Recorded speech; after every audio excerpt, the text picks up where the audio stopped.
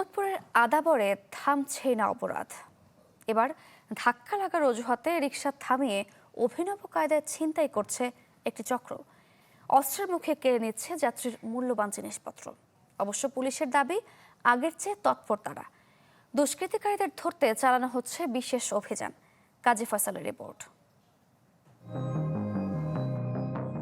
রাজধানীর মোহাম্মদপুরে এমন অপরাধের ঘটনা ঘটছে হরহামেশাই, দিন কিংবা রাত, নিস্তার নেই কখনোই। এই যেমন 11 মে বিকেল 5টা 36 রাজধানীর মোহাম্মদপুরের চানমিয়া হাউজিংয়ে ব্যস্ত রাস্তা দিয়ে রিকশায় যাচ্ছিলেন রেসিডেন্সিয়াল মডেল কলেজের এক শিক্ষার্থী।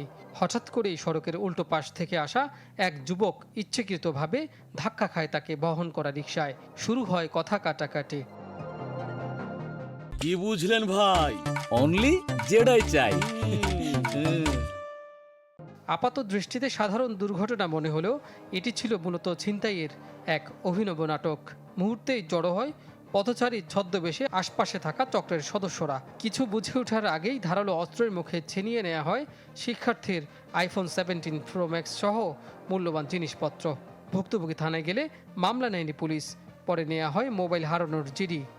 অভিযোগ দিতে গেছিলাম, তারা বললো এটা আপনি জিডি করেন, এটা হারায় গেছে, এই মর্মে জিডি করতে। এটা আসলে জিডির কোনো ঘটনা না। বাদী যদি মামলা করতে চায়, এটা বাদীর উপরে নির্ভর করে। তো আমরা বাদীকে সবসময় এনকারেজ করি, অবশ্যই এই ঘটনায় তারা মামলা দিবে। আমরা মামলার মাধ্যমে মামলা রুজু করবো, আইনগত ব্যবস্থা নিব। সেই রাতেই আদাবরের একটি রিকশার গ্যারেজ থেকে মাসে 1 লাখ টাকা চাঁদা দাবি করে ধারালো অস্ত্র নিয়ে হামলা চালায় অপরাধী চক্র। এর আগে 4 মে সকালে মোহাম্মদপুরের চন্দ্রিমা হাউজিংয়ে ধারালো অস্ত্র দিয়ে কুপিয়ে এক ব্যবসায়ীর 2 লাখ টাকা সহ মূল্যবান জিনিসপত্র ছিনতাই করে চিহ্নিত অপরাধী আকাশ সহ আরও কয়েকজন। চাপাটি ছিল ওদের হাতে, সামুরা বলে। তো কোপ দিয়ে আমার থেকে 2 লক্ষ টাকা আর 3টা মোবাইল ছিল, ওগুলো ছিনতাই করে নিয়ে গেছে। তো এটা মামলা হয়েছে, কাজ চলতেছে এখনো। বাট আমরা কোনো সরকারের থেকে বলেন, আইনের থেকে বলেন, আমরা কোনো আশ্চর্য পাইনি। আমরা সরেজমিনে দেখেছি এলাকার অনেক সড়কেই নেই সিসি ক্যামেরা কিংবা উন্নত কোনো প্রযুক্তির সহায়তা, যার মাধ্যমে অপরাধীদের শনাক্ত বা চিহ্নিত করা যায়। আর এই কারণেই এসব এলাকায় অপরাধীরা সবচেয়ে বেশি তৎপর থাকে এবং অপরাধ সবচেয়ে বেশি সংঘটিত হয় এই এলাকাতেই।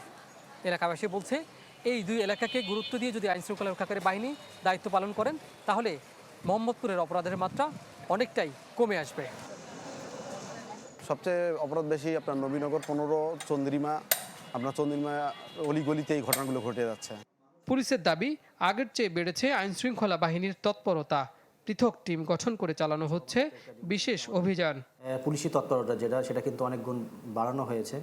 কাজী ফয়সাল, চ্যানেল 24, ঢাকা।